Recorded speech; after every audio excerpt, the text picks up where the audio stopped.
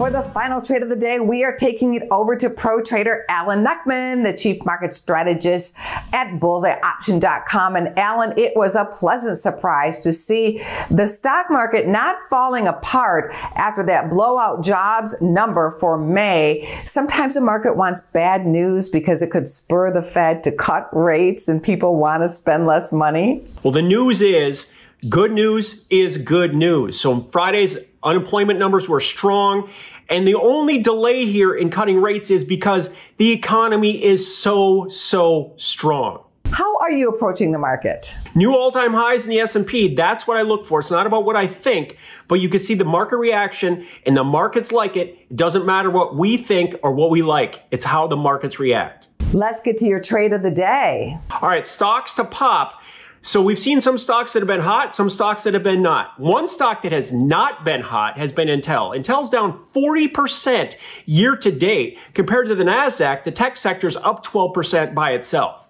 Are you seeing big money flowing into Intel? All right, we are seeing some incredibly positive bullish indicators in Intel. Intel inside, we're seeing money flow into that stock, accumulation of long positioning, and we also saw bullish divergence bottom, which we use here all the time, meaning new lows in the stock, but not new highs in implied volatility, meaning a sentiment shift could happen. We've got a lot of people that have been short, and we could cause some profit taking, which would produce a bounce in this underlying stock.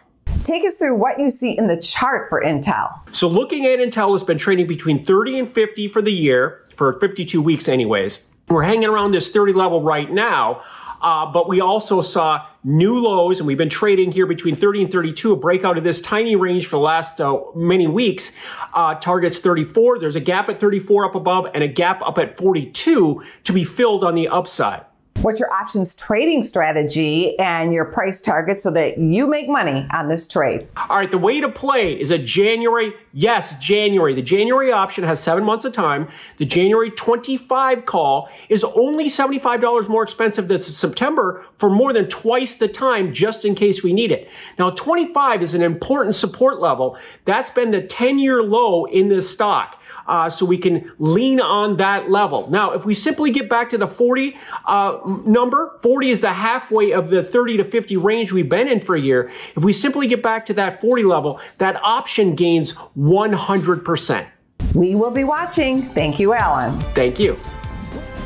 Go to businessfirstam.com for where to see our show on TV.